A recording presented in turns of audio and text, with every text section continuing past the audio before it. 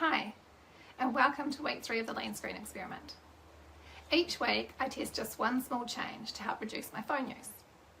This week I'm sharing the results of last week's test, switching my phone to black and white, also known as Grayscale. And I'll outline the next lean screen test I'll be running for the week ahead.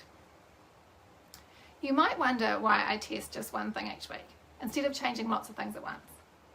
The reason is simple.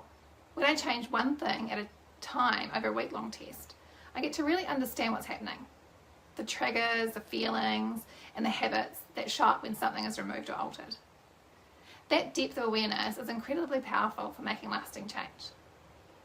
If I was to change multiple things at once, it would be hard to know what actually made the difference.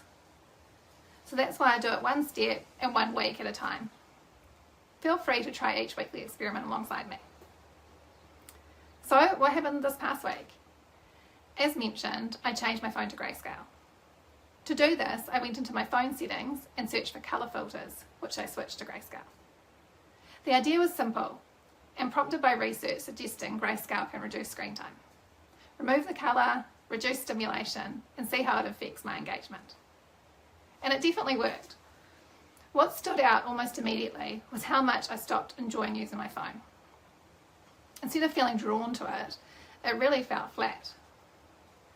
I wasn't getting the little dopamine hit I now realise I've been getting every time I looked at my phone, even just from the home screen. Having everything in Grayscale, without colour, my phone felt dull and far less inviting. That also led to some deeper learning. While my phone was in Grayscale, I became very aware of what I was still using and what I barely touched. I continued to use practical things like messaging, calls, banking, my calculator, ordering groceries, email, music, etc. But I barely engaged with scrolling on social media, news sites, watching shows, or even online shopping. It's pretty hard to choose new shoes when you can't tell the colour. So without colour on my phone, these activities felt really unnecessary, almost boring and even a bit annoying. There were also some practical challenges. Maps were harder to read. Photos sent from friends and family didn't feel the same. A sunset or a party dress just doesn't translate well in black and white. Even answering phone calls was tricky when the usual green and red buttons to answer or hang up a call weren't obvious.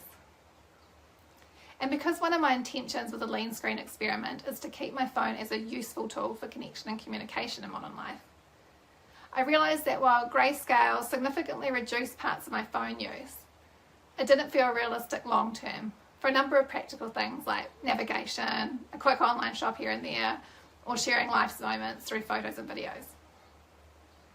Grayscale didn't feel like the solution, but it revealed the problem. It showed me which apps and behaviours were genuinely useful and necessary, and which ones quietly consumed my time without adding much value. And one app stood out that I engaged with more than any other: Facebook. I've been on Facebook for about 20 years. It's my social media go-to.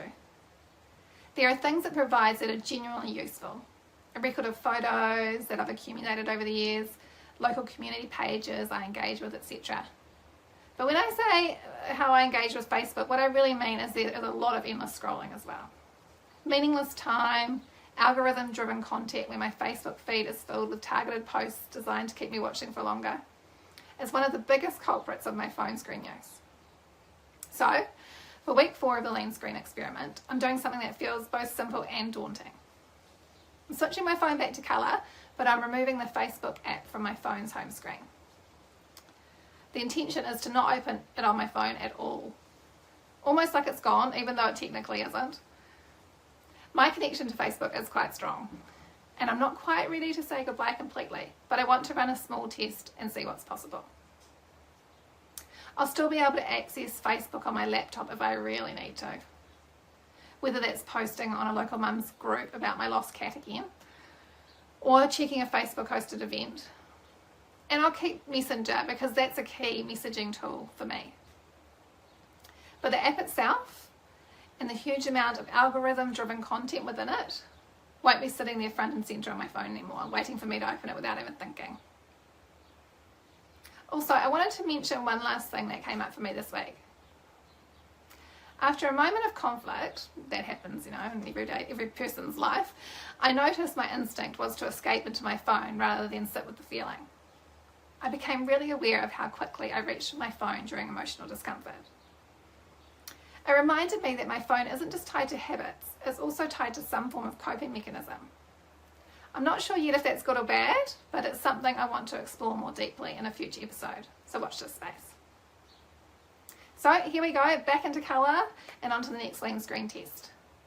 I'll be back next week to share what happens when I take a Facebook vacation. If you want to follow along or try parts of this experiment yourself, feel free to subscribe and join in. Thanks.